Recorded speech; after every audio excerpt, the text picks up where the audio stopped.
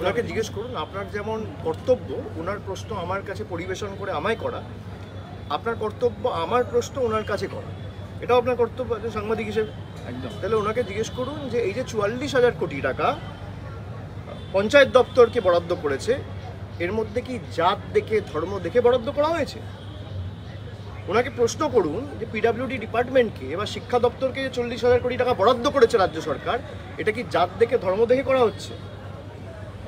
আর minority ডিপার্টমেন্টের ক্ষেত্রে BJP budget 1575 কোটি টাকা থেকে 682 কোটি টাকা হয়েছে কেন? 56% কমেছে কেন?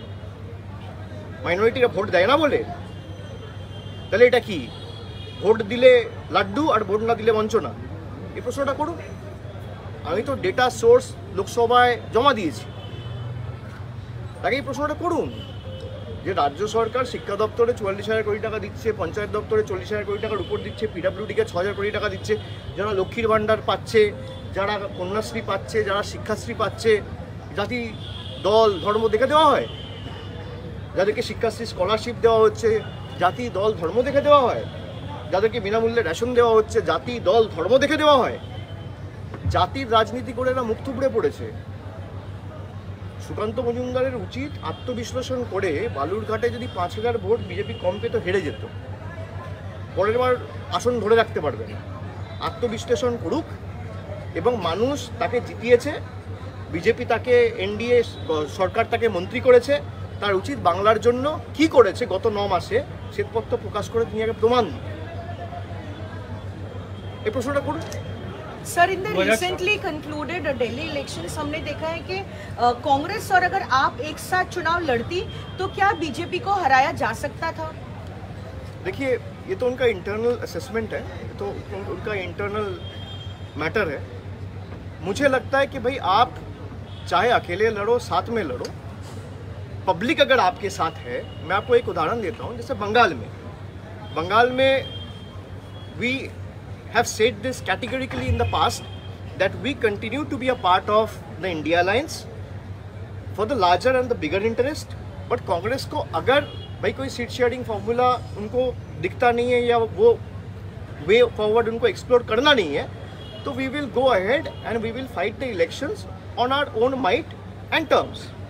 और हमने अकेला चुनाव लड़ा, हम तो यहाँ नहीं हारे भाई। जहाँ पे आपका ताकत है, बीजेपी का एक खास बात है कि बीजेपी लोगों को गलत समझाने में माहिर है। अब बीजेपी ने ये बता दिया कि भाई केजरीवाल 5 साल तक तो थे ही, 2012 से 13 से उनका सरकार है, 20 साल में भी 2020 में भी कोविड के पहले वो चुन के आए, 5 साल हो गया उसने कुछ किया नहीं। अब आम आदमी पार्टी वाले ने कुछ हद तक अनसक्सेसफुल इसलिए रहा क्योंकि उनका जो फेक नैरेटिव है या गलत प्रचार है उसको काउंटर नहीं कर पाया कि भाई एक चुने हुए सरकार को आपने काम करने ही नहीं दिया। मान लीजिए मैं अगर यहाँ से 5 कदम दूर चला जाऊँ तो आप लोगों को मेरा बात सुनाई नहीं देगा, बूम पकड़ेगा ही नहीं। तो अगर आप मुझे मुख्यमंत्री के रूप में चुने हो तो मुझे तो वो संसाधन चाहिए ताकि मैं काम कर पाऊँ। 2023 में बीजेपी ने ऑर्डिनेंस करके प्रदेश की सरकार और दिल्ली की सरकार का सारा पावर ले लिया। अब इसको आपको जनता को समझाना पड़ेगा, जनता को गुमराह कर दिया। ये प्रयास उन्होंने बंगाल में भी किया था कि भाई हम तो सेंटर से पैसा भेज रहे हैं, तृणमूल वाले पैसा आप तक पहुंचने नहीं दे रहे। बीजेपी ने यही दावा किया था। हमने भाई कहा आपने अगर पैसा भेजा है तो 4 साल का वाइट पेपर रिलीज कर दीजिए।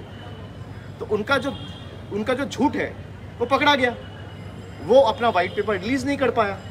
तो बीजेपी ने ये समझा दिया लोगों को कि इतना दिन से केजरीवाल की सरकार है, कुछ काम तो किया ही नहीं। अरे भाई, आप एक मुख्यमंत्री को जेल के सलाखों के पीछे रख दिए, उसके कैबिनेट के 3-4 मिनिस्टर्स को including the deputy chief minister सबको आपने जेल के अंदर रख दिया और आप लोगों को ये समझा दिया कि भाई सरकार तो काम नहीं किया। भाई आपके हाथ अगर बांध दिए जाएंगे तो आप काम कैसे करोगे? तो ये बीजेपी सक्सेसफुली लोगों को समझा पाया, आम आदमी पार्टी ये सक्सेसफुली लोगों तक पहुंचा नहीं पाया। ये उनका व्यर्थता है। तो मुझे नहीं लगता है कि अगर अलायंस एक साथ लड़ते उसका बहुत महत्व होता। हाँ, 2-4-5 सीटों में ज़रूर फर्क पड़ता, बट दिल्ली का लोगों को ये लगा था कि भाई एक चेंज ज़रूरी है, चाहे नतीजे कुछ भी आए।